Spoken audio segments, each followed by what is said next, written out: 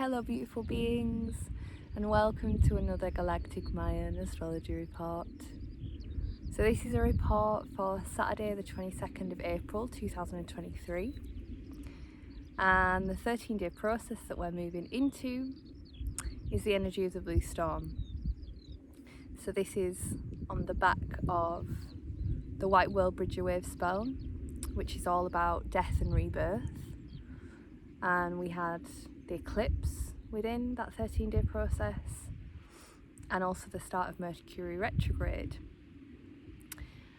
And I find it so fascinating, and I've been saying this for years now, how even though this is a different time codex that's cyclical for this 9-month experience, the way that wider astrological events happen at the perfect time just continues to blow my fucking mind, to be honest. So I'm out in the hills, and I noticed when I started the video, I was like, fuck me, I just look like I'm like sat in a bale of hay with my little farmer, my boy cardigan, as me and my friend call it, on. And yeah, it was a really profound moment how I found this actually. So it's really windy today, and I wanted to come out for a walk in the hills, and a little butterfly just went past them. And yeah, essentially I was just like saying some prayers, but also doing a lot of thinking, and the wind came in and was like, you know, we're carrying your prayers, so be careful what you're praying for. And at the same moment I was witnessing on the landscape, there was like these boundaries that had been put up, these walls that had been put up, and it got me really like, fuck's sake, why do we do this as humans? Why do we, this whole me, my thing around land, around people, around all of it.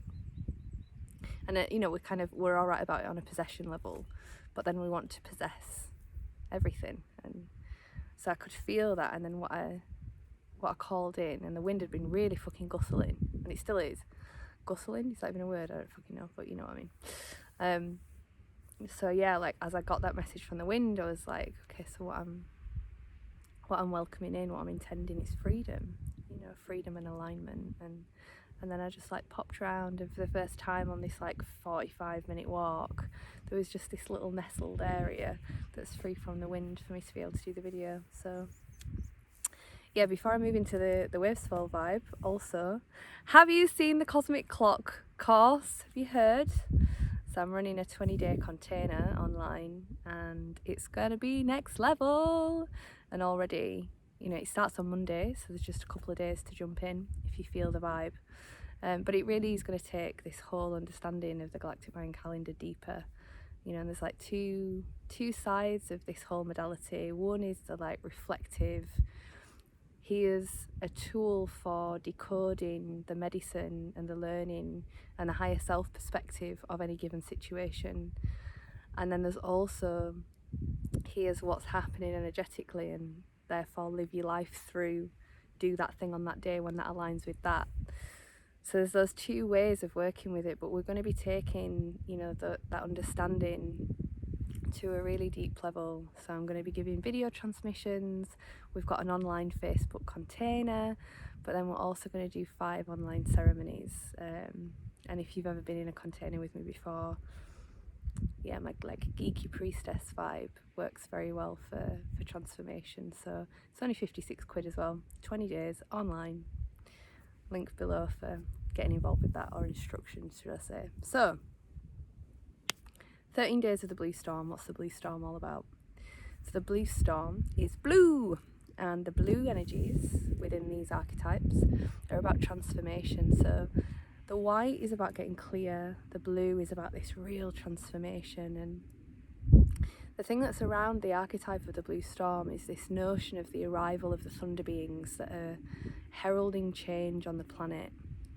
So in its light, in its, not that there's light and dark, but in its sort of natural emanation that we can lean into to be supported, to embody, we have this like power that comes through the blue storm. You know, I'd say blue storm and red serpent are the two most like boom, boom, boom, boom vibes. And sometimes that can be difficult for us to experience and difficult for us to embody. But there is this real like, yeah, this power that we are able to grid into during this 13-day process. The challenge of the storm is about being able to be in our center. So in those moments of trigger, when our system is in its very powerful expression in some ways, it can make us collapse, you know, when we go into that space, or we can get licked up in the flames of the fire.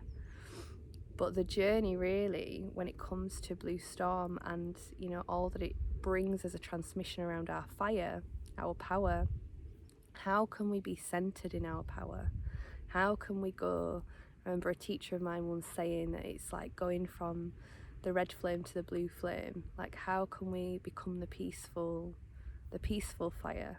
How can we, experience this like deep, fiery passion that's in devotion, that's in the heart? And that's really what the Blue Storm invites us to embody and to explore.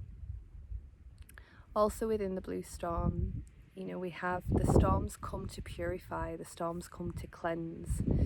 So it may be that there are quite big activations that can happen during this time, but it's that recognition of like, wow, the magnificence of the way that reality works, the magnificence of like, wow, how loving yet powerful natural forces are, and the natural force that we are is. So can we, instead of going into the drama of a situation, witness the power, witness the majesty? And we're carried through these storms to a different way of being. You know, this is a real transmutation. So it might be that some of the themes that opened around what's ready to die, what's ready to be shed from the White World Bridger, may be carried forward now into, okay, let's do the alchemy process, let's do the transmutation process. But it's also this recognition that we are incredibly powerful, but there is a greater power that we're a part of, but there's a greater power. And we can also ask for that greater power to support us. And I had some really big downloads recently around like calling on specific deities or deities. I don't really know how you say that word. I don't know if I've ever heard anybody say it out loud. But anyway, calling on the specific emanations as opposed to calling on like just the highest force of love. And I think there's something in that like that really landed for me. And I feel like that's maybe what when Jesus was like knocking about giving all these testimonies and stuff, I think that was kind of what he was trying to point toward. Not that things are sin, not that things are bad, you know, we can do whatever the fuck we want and we're here to do whatever we want. But that when we actually anchor into the highest vibration of love, and when, you know, that's the source that we're leaning into, that's the energy that we're calling upon to fuel what we're doing in this reality, it's the totality of everything that's been transmuted into light. So it is the most powerful force, it is the most loving force, but it's also the most cleanest, fucking hell, my sentences sometimes, the cleanest vibration, because we're just going straight to the top. So there's also something in this Blue Storm of, so we're going through these transformations, and if we need support with our transforming, if we're feeling, you know, this is a power activation that we're getting if we choose it. So maybe it'd be a beautiful practice to like spend some time feeling into your chakras and notice, you know, the qualities of each chakra, because each chakra, you know, again, the chakras are like the archetypal maps, so like all of it is like, here's a way of grading into the themes that we embody as humans, but there is also a huge energetic thing going on within our chakras that connects all of our energy bodies and all that jazz. But have a feel into like, okay, maybe you can feel it energetically, sensationally, like, okay, that one's feeling a little bit weak. Or maybe when you look at the themes of each chakra, you can recognize in your outer life, okay, that aspect of myself is maybe not popping off as strong as I would like it to be. And maybe you can then use that as an intention. We're going to experience the storm. We're going to have that that energetic upgrade through this period of time, because that's the energy that we're working with, and it's going to come into our lives without us controlling anything and do what it needs to do without us doing anything. But we can also lean into these energies. We can also utilize the energy that's on offer. So if we have this incredible transformational storm energy on offer to us, maybe we can invite that energy into, invite the thunder into our particular chakra, that we're feeling like we're ready to level up with.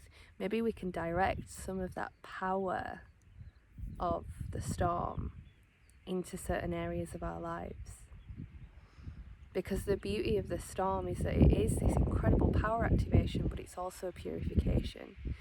So it's a very feminine power that brings this greater good always representation of power. And this isn't the representation of power that has been on the planet for a long time.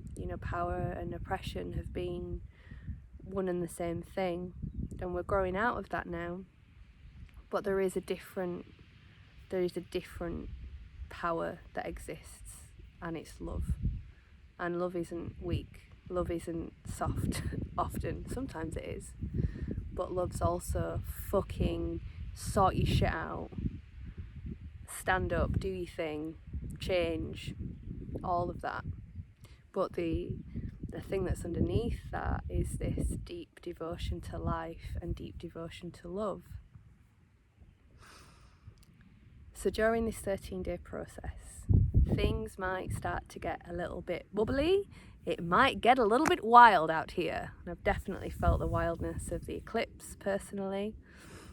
But really, as these evolutionary opportunities taking us to a different way. So just making sure to recognize always, within any situation, we're creating it for our own evolution. Every person has a different perspective. Every person has a different medicine from the same situation. We're all in it together. And there is no such thing as them and us. There's no such thing as victim and perpetrator and rescuer and all that stuff. These are just ways of coping that we've been taught. It's all cosmic code, it's all human evolution. So just notice again, where am I framing myself within this situation? Can I go to the higher self perspective? Can I transform through the higher self perspective whilst being very grounded in my body on the earth and doing whatever is needed on the earth plane too? But the big thing, when the storm comes, if this is a storm that's going to be supporting us to transform unconscious aspects of who we are, how do we get into our centre when our fire is going off? How do we get into our centre when we feel triggered as fuck? What do you need to bring yourself back into centre? How can you contain that fire, transmute it, and then communicate? How can you contain that fire, transmute it, and then take the action? How can you contain whilst also freely expressing internally and externally, but not projecting?